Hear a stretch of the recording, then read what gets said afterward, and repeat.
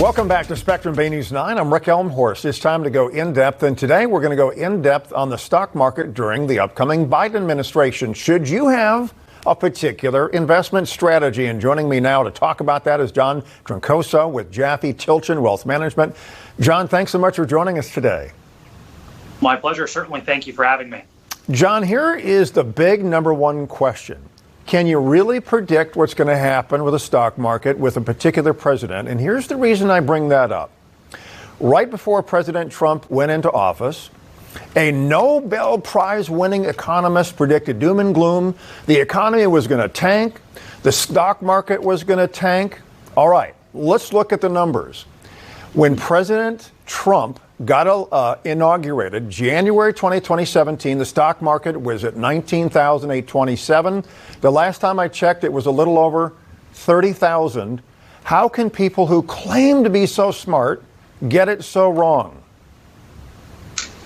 Well, it certainly is an age-old question. I think by and large, we put way too much weight on politicians and prognostications. Altogether, I don't think politicians make radical changes to how you live your daily life on any given day. And frankly, I think the prognosticators are 50-50. I mean, they're no better than 50-50. There's a wonderful book out by Professor Schiller over at Yale, and he talks about narrative economics.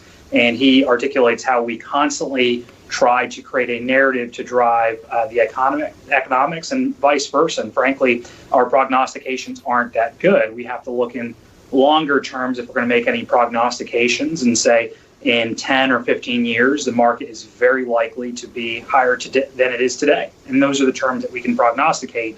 But over a year and 2 years, it's very, very difficult. All right, let's say you're a person who likes to get involved in trading stocks. You're not just a person putting money into a 401k or something like that. Are there any particular policy things, though, that you think are coming in with the Biden administration that somebody may be looking at and go, hey, I should be investing in this sector or in that sector or getting out of this place? Right. So I'll address what areas you might want to avoid. I think just like in golf or in sports, you want to avoid the big miss. So I think the worst place to be is potentially going to be fossil fuels and energy. And it's not to say that fossil fuels are going to be going away completely in the next 5 or 10 or 20 years. But I think that it's more likely than not that the policy that's going to be coming out of Washington in a divided government, remember, is still going to be negatively impactful. I think this year, in 2021 specifically, the consumer has been hit very hard. And certainly politicians are going to be using that as grandstanding material. So, debt collectors and credit card companies and maybe some financial institutions might be hit legislatively. On the other side of the equation, certainly clean energy has had a fantastic run as President Biden or President-elect Biden started to gain steam over the summer. I think some of those stocks are up 100 or 500%, even if you look at Tesla as an example. Infrastructure, I think, will be certainly a place where there's going to be a lot of government dollars put to work. And finally, marijuana and CBD are going to be two spaces that continue to flourish under a more and more progressive constitutional body.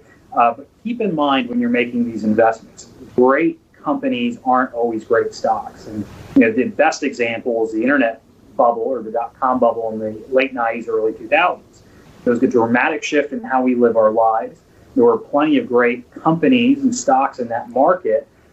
Just think of Amazon. For every pets.com, there was an Amazon, and there were great, viable companies. But it would have taken you about 10 years to break even on your money, even investing in the best of the best, Amazon.com.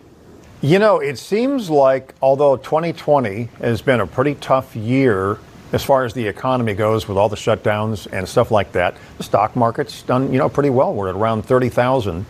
What do you think for this upcoming year? Maybe if we get a large percentage of Americans vaccinated, it seems like there's potentially a really pent-up thing here for people to get back to work and maybe even spending more money than they are now, though. No question. And certainly the government stimulus that was provided to us earlier this year and subsequently just recently has been a tremendous boost to our domestic economy. If you look at the aggregate of what was being spent via stimulus, it could in essence be about 20 or 25% of our publicly traded market capitalization. So that's why you've seen some of these indexes do extraordinarily well. Not for nothing, I think there's a tremendous propensity for entrepreneurs and business owners to make the best of whatever situation they're put into. So as Warren Buffett says, you don't bet against the American economy, and I certainly don't bet against the American entrepreneur. So you've seen a lot of these companies like Peloton or Zoom who have really shined throughout this pandemic, and I think that potentially they've advanced themselves 4, 5, or 6 years in terms of revenue and consumer awareness. All that said, when we start looking at risk and where we are in the cycle and the markets and all the rest, really you should be investing in non-binary terms. What I mean by that is you're not either 0% equities or 100% equities. You're usually somewhere in between. So what we typically advise is for a client to have anywhere between, let's say as a hypothetical, 40 to 60% of equities in their portfolio.